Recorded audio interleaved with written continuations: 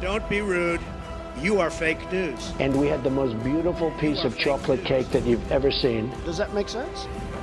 They will be met with fire and fury. Does that make sense? This egregious display of hatred, bigotry, and violence on many sides. On many sides. We will have no choice but to totally destroy North Korea. It's got to be in tip-top shape. He is a sick puppy. You are fake news. Salut et bienvenue dans Trump 2020, le podcast IFRI Slate TTSO qui décortique l'actualité de la campagne présidentielle américaine en compagnie de Laurence Nardon, responsable du programme USA à l'IFRI. Bonjour Laurence. Bonjour Romain. Alors Laurence, l'actualité aujourd'hui, c'est bien entendu que c'est notre 50e épisode de podcast Trump 2020, donc bon anniversaire Laurence, vous ne faites pas du tout votre 50e. Plus sérieusement, l'actualité aux États-Unis est en train de s'emballer. D'abord, à l'heure où nous enregistrons, cette nuit, c'était le débat entre Biden et Trump, un débat agressif, chaotique, où Trump s'est comporté comme il est sur Twitter, c'est tout dire. Mais l'actualité, c'est aussi, et c'est sans doute surtout, ce scoop du New York Times qui, comme par hasard lundi dernier, a commencé à publier une longue enquête en plusieurs épisodes sur la situation fiscale de Trump.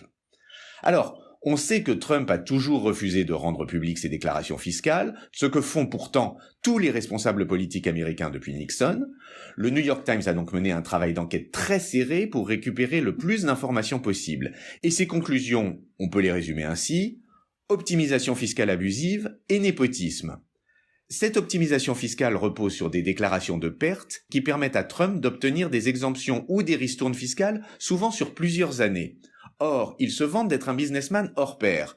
C'est gênant pour les démocrates, qui du coup ne savent plus s'ils doivent accuser Trump d'être un loser en business ou d'être un tricheur sur le fisc. Donc, Laurence, ce que je vous propose, c'est de nous aider à faire la lumière sur les affaires de Trump, autant que faire se peut, et pour commencer, nous dire qu'est-ce que la Trump Organization ? Oui, parce que non seulement Trump ne publie pas ses déclarations fiscales, le New York Times n'a pas réussi à tout récupérer, ils le disent dans les articles, mais en plus, la Trump Organization est une société non cotée. Ça veut dire qu'elle n'est pas tenue de divulguer ses chiffres. Ce qu'on va essayer de faire aujourd'hui, Romain, c'est de reconstituer ce que recouvre cette immense organisation. Donc, petit retour en arrière, c'est la grand-mère de Trump, Elizabeth Trump, qui a fondé la Trump Organization en 1923. Elizabeth Trump avait émigré d'Allemagne dans les années 1900 et avec son mari, Frédéric Trump, ils ont monté une affaire immobilière. Ils construisaient des logements pas très chers pour les classes populaires dans le quartier de Queens à New York.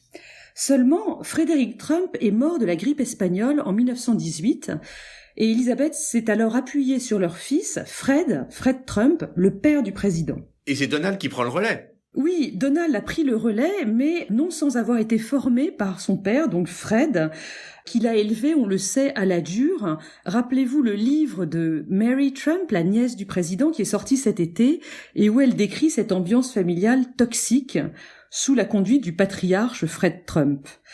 Ce dernier emmenait le jeune Donald visiter les chantiers de construction, ainsi que les lotissements où il récupérait les loyers.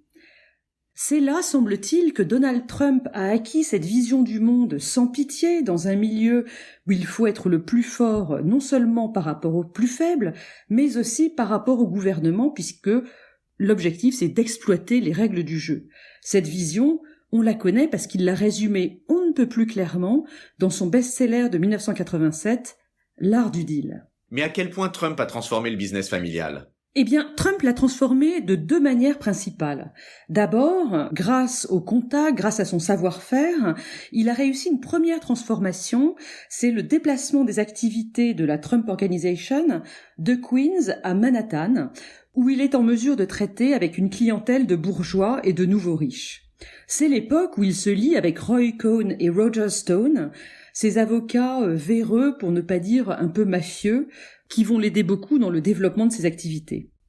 Dans les années 80, Donald Trump investit énormément, mais au tournant des années 90, les choses tournent mal. Son casino Taj Mahal à Atlantic City fait faillite, en même temps que beaucoup d'autres projets qu'il avait à l'époque. Selon donc l'enquête du New York Times qui paraît depuis lundi, Trump aurait alors déclaré plus d'1 milliard de pertes au fisc, ce qui lui a permis d'obtenir des exemptions fiscales qui ont couru jusqu'en 2005. Et alors l'autre transformation dont vous parliez ? L'autre transformation est extrêmement importante. En parallèle avec l'immobilier, la Trump Organization s'est tournée en effet vers ce qu'on appelle le branding, c'est-à-dire la vente du nom de Trump, de la marque Trump.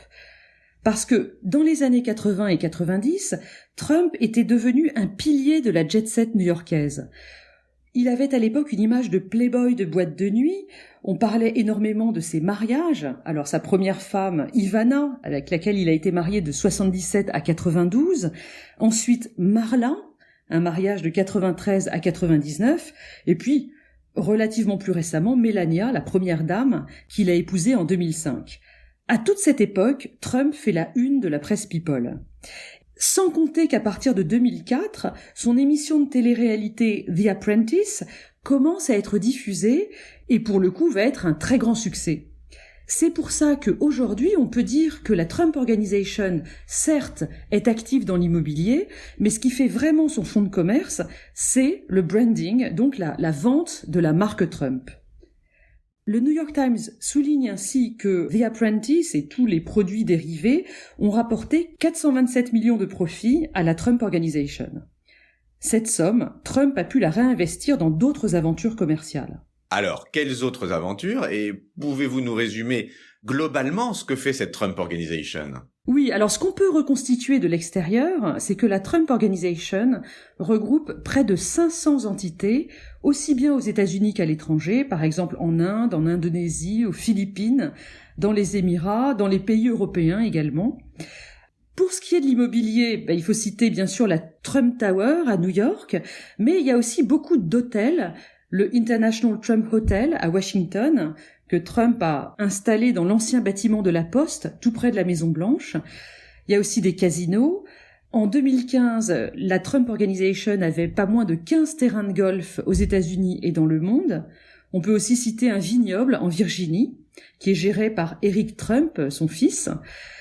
Sur tous ces actifs-là, à part la Trump Tower de New York qui est très rentable, Trump déclare des pertes. Et la difficulté, c'est effectivement qu'on ne sait pas trop si le business de ces actifs ne marche pas très bien ou s'il s'agit tout simplement d'optimisation fiscale. Pour le reste des activités de la Trump Organization, on a vraiment énormément de choses très différentes. Pour le branding, on en a parlé, la vente du nom de Trump, on le retrouve sur la façade d'hôtels et de résidences, mais aussi sur un très vaste ensemble de produits, des eaux minérales, des cravates, des steaks, des parfums, etc. Autres activités, des services financiers, du conseil en marketing. La Trump Organization publie les best-sellers qui ont été rédigés entre guillemets par Donald Trump. Il y a eu aussi l'université Trump, active de 2005 à 2010 et qui, en réalité, était une sorte de très mauvaise école de commerce qui a périclité assez vite. Et je précise qu'un accord de 25 millions de dollars a été trouvé en novembre 2016 pour dédommager les étudiants qui, évidemment, étaient pas très contents. Je termine cette liste avec The Apprentice, donc le show de télé-réalité, qui a été diffusé de 2004 à 2017, Trump ayant assuré 14 saisons. Et puis les concours de beauté organisés par la Trump Organization, notamment celui de Moscou en 2013, une activité qui a été revendue en 2015. Et last but not least, une partie du business de la Trump Organization se déroule en Russie. Je veux parler notamment du concours de beauté qui a été organisé à Moscou en 2013. Cette activité d'ailleurs a été revendue en 2015. Mais ça pose quand même la question des liens du président Donald Trump avec le gouvernement russe. On voit de temps en temps passer la rumeur que Trump serait très sympathique avec Vladimir Poutine parce que ce dernier aurait des moyens de le faire chanter. Oui, ça pourrait faire l'objet d'un podcast à part entière, mais revenons à notre sujet, Laurence. Parlons argent. Qu'est-ce que ça représente en termes de dollars, tout ça ? Eh bien oui, aucun chiffre officiel ne circule, mais le magazine Forbes indique que le conglomérat posséderait aujourd'hui un patrimoine immobilier de 2 milliards de dollars aux États-Unis seulement. Les golfs aux États-Unis, en Irlande et en Écosse représenteraient 560 millions de dollars. plus 180 millions pour ce qui concerne le brand business. Ça, c'est pour l'organisation, mais selon le New York Times cette semaine, Donald Trump a accumulé pour sa part une dette personnelle de pas moins de 421 millions de dollars. Comme il va devoir la rembourser dans les années qui viennent, sa situation risque d'être très compliquée. Quel est le rôle de Trump dans cette organisation depuis qu'il est président ? Eh bien, théoriquement, Trump ne joue plus aucun rôle parce que s'il a pris la tête de la Trump Organization en 1971, il s'en est retiré très officiellement en janvier 2017, à la veille de son investiture. Ce sont les 3 enfants aînés du président, ceux qu'il a eus avec sa première épouse Ivana, qui ont repris les rênes. L'aîné, Don Jr., est aujourd'hui directeur exécutif de la Trump Organization et le cadet, Eric, est le vice-président exécutif. Et Ivanka, elle fait quoi ? Alors Ivanka, c'est le deuxième enfant du président, sa fille aînée. Elle s'est retirée, elle aussi, de l'organisation lorsque son mari, Jared Kushner, a été nommé conseiller à la Maison-Blanche en 2017. Il faut savoir qu'elle avait sa propre compagnie, distincte de la Trump Organization, et qui vendait des parfums, des vêtements, des chaussures, des bijoux, des sacs à main, etc. Mais elle annonce l'avoir fermée en juillet 2018. Mais c'est quand même le moment de dire que tous les membres de la famille semblent considérer les biens de la compagnie comme des biens familiaux à usage personnel. Je reprends les articles du New York Times de cette semaine. Ils parlent de la propriété de Seven Springs dans l'État de New York. C'est une demeure sur un immense domaine qui a été achetée par la Trump Organization pour en faire un terrain de promotion immobilière. Mais c'était impossible pour des raisons environnementales, les associations locales s'y étaient opposées. Et du coup, on voit que Trump a fait un deal avec ces organisations environnementales et a pu du coup obtenir une nouvelle exemption fiscale. Pendant ce temps-là, toute la famille utilise le domaine comme une demeure familiale, alors qu'elle n'est pas déclarée en tant que telle auprès du fisc américain. Mais au final, c'est peut-être surtout autour de Jared Kushner que les risques de conflit d'intérêts sont les plus élevés. Alors, parlons un peu de Jared Kushner, le mari d'Ivanka donc, et qui est haut conseiller pour son beau-père à la Maison-Blanche. Eh bien oui, il faut parler en lien avec Jared Kushner de la Kushner Company. C'est une entreprise qui a été fondée par son père en 1985. Elle fait de la promotion immobilière, elle aussi, dans le New Jersey et dans l'État de New York. On sait que ces dernières années, elle a continué à rechercher des investisseurs chinois pour ses différents projets. Cette entreprise, elle sent un peu le soufre parce que le père de Jared, il faut le savoir, a fait 2 ans de prison, c'était en 2004 jusqu'en 2006, pour évasion fiscale et pour subornation de témoins.